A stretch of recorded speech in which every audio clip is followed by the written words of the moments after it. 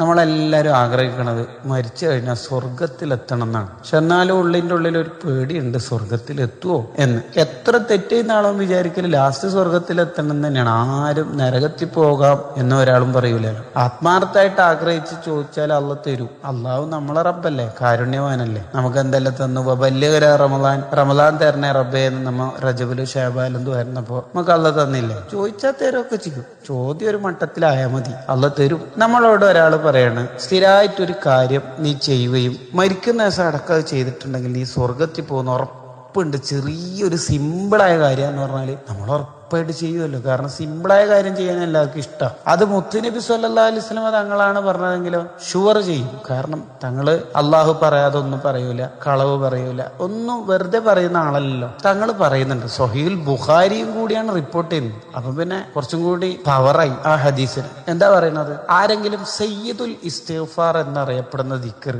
അല്ലാഹുമ്മ അൻത റബ്ബി ലാ ഇലാഹ ഇല്ലാ അൻത ഖലഖ്തനി എന്ന് തുടങ്ങുന്ന ദിക്ർ ഒരാള് രാവിലെ ചൊല്ലിയാല് മഗ്‌രിബിന് മുമ്പ് അയാൾ മരിച്ചാൽ എന്ന് പറഞ്ഞാൽ ആ പകലിൽ അയാൾ മരിച്ചാൽ സ്വർഗ്ഗം ഉറപ്പാണ്.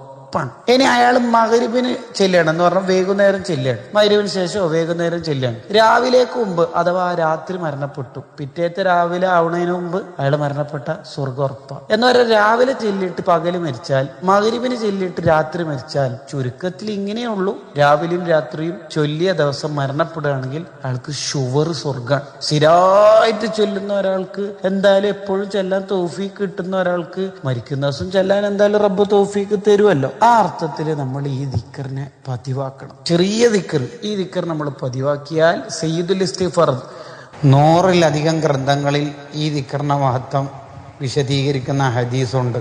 ഈ ഇസ്തിഗ്ഫാറിനെ പതിവാക്കുന്നവരിൽ നമുക്ക് ഉൾപ്പെടാൻ കഴിയണം. വളരെ സിമ്പിൾ, ഒരു അരമിനിറ്റ് തികച്ചും വേണ്ട. ഈ ദിക്റിനെ രാവിലെയും വൈകുന്നേരം ഓരോ തവണ നമ്മൾ ചൊല്ലണം.